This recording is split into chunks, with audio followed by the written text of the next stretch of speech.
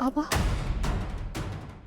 मीरा, संकट आलंय, पण काळजी नको करूस.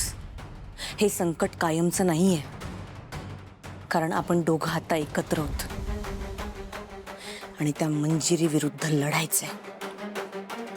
मीरा, अंबिका तिच्या स्वभावानुसार मंजिरीच्याच बाजूने आहे. तिचा अजूनही आपल्यापेक्षा जास्त विश्वास त्या मंजिरीवर आहे. त्यामुळे ही लढाई सोपी नसणार आहे. पण काळजी नको करूस.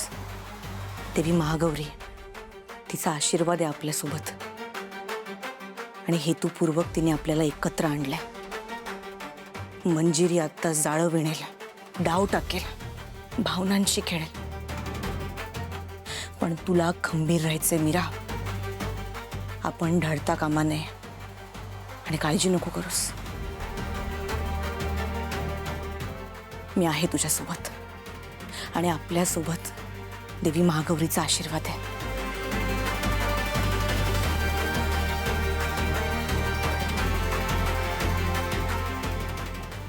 या लढाईत आपणच जिंकू.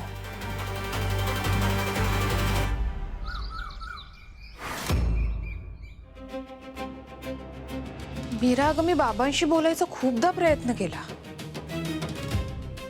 पण ते काही बोलतच नाहीयेत माझ्याशी. काय चाललंय नक्की मला कळतही नाहीये. ते तुझ्याशी बोलले का काही? कशाबद्दल? मीरा, कशाबद्दल काय विचारतेस?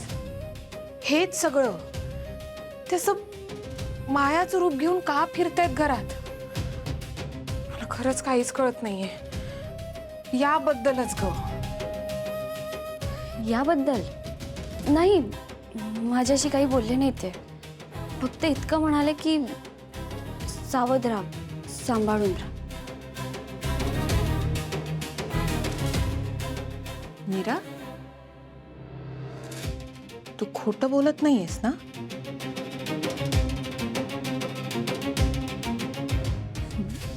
नाही ताई. नक्की? ताई, ऐक ना, हे प्रकरण आता खूप नाजूक झालंय ग. माझ्यात आणि वेदाच्या बाबांमध्ये सुद्धा वाद व्हायला लागले. आपण थोडा वेळ जाऊ देऊ. या विषयावर आपण नंतर बोलूयात. ठीक आहे. थँक्यू ताई. थँक्यू.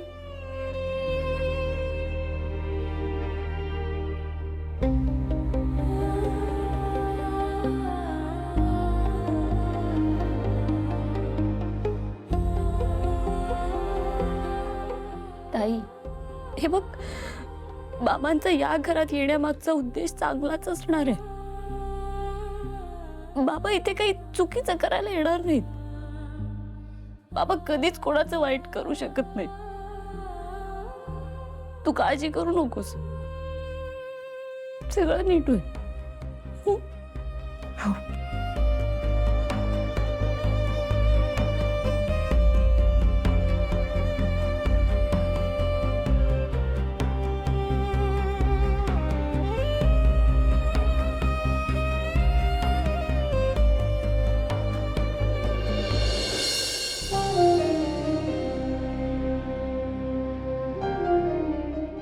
मीरा, तुझे बाबा कुठे आहेत?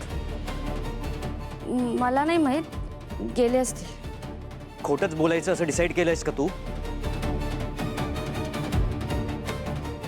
मला खरंच माहित नाहीये. मीरा, मायाने बाबांना घराबाहेर जाताना बघितलंय, ते फक्त CCTV मध्ये दिसत नाहीये. याचा अर्थ असा होतो की बाबा घरातच आहेत.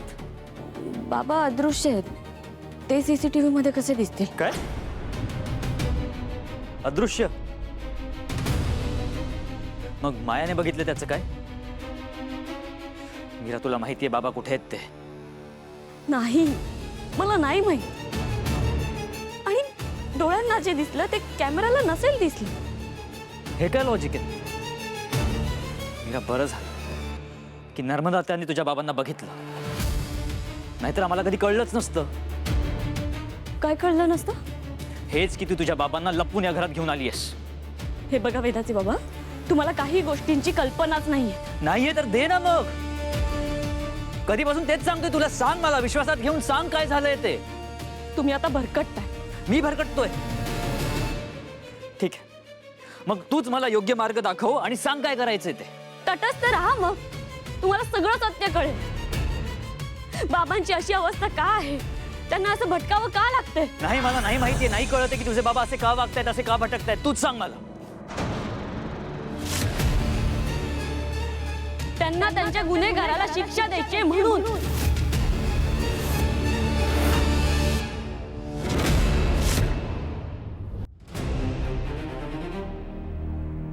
मीरा, तू तेच बोलतीयस जे तुझे बाबा बोलून गेलेत.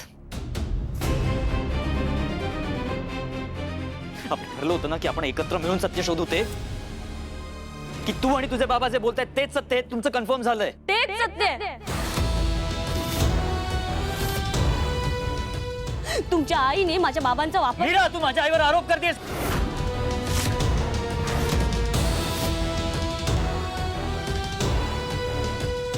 गुन्हेगार तुझे बाबा आहेत. ते इथे आले होते, त्यांनी माझ्या आईवर आरोप केलेत, माझ्या आईचा अपमान केलाय. आणि मग स्वतः सईदबाई राहून ते स्मशानात जाऊन बसले. कोणता नॉर्मल माणूस असा वागतो, इतका विम्सिकल वागतो? थँक गॉड मीरा, हे सगळं आपल्या समोर झालंय म्हणून आम्हाला माहितीये. नाहीतर तुझे बाबा बाहेर काय काय उद्योग करतात काय माहिती.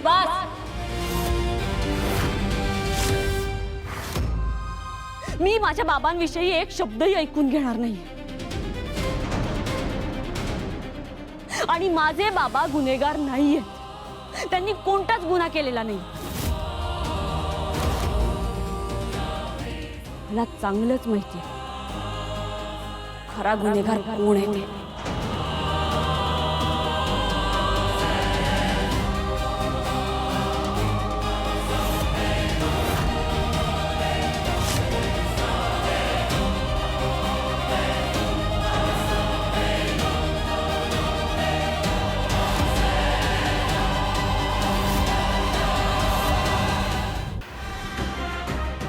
मीरा, मी माझ्या आईबद्दल ऐकून घेऊ शकत नाही.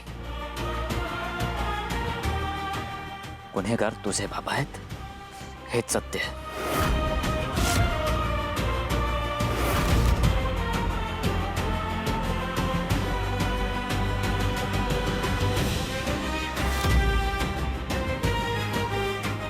मीरा, तू अशी निघून गेलीस ना तर हा विषय कधीच संपणार नाही. मीरा, अथर्व, बास बास कर. नको ओरडूस, नको स्वतःला त्रास करून घेऊ.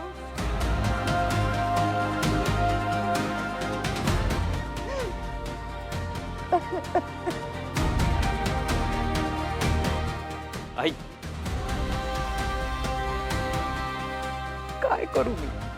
घरच्यांसाठी मी कितीही केलं, काही केलं तरी त्यांचा माझा विश्वासच बसत नाही. मीराच्या नजरेत मी कसं स्वतःला निर्दोष सिद्ध करू? सांग तू मला. तुम्हीच सांगा मला, मी काय करू ते.